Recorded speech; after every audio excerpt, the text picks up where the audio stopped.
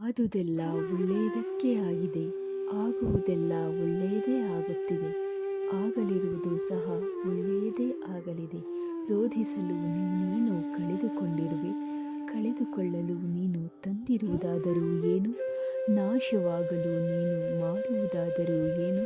ನೀನೇನು ಪಡೆದಿದ್ದರೂ ಅದನ್ನು ಇಲ್ಲಿಂದಲೇ ಪಡೆದಿರುವೆ. ಯಾವುದು ನಿನ್ನ ಭಾಗ್ಯದಲ್ಲಿ ಇದೆಯೋ ಅದು ನಿನಗೆ ಸಿಕ್ಕೇ ತೀರುತ್ತದೆ.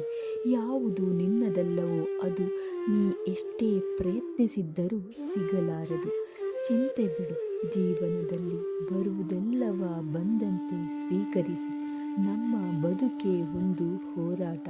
ಈ ಹೋರಾಟದಲ್ಲಿ ನಾವು ಮಾಡುವ ಕಾರ್ಯವನ್ನು ಪ್ರಾಮಾಣಿಕವಾಗಿ ಮಾಡಬೇಕು.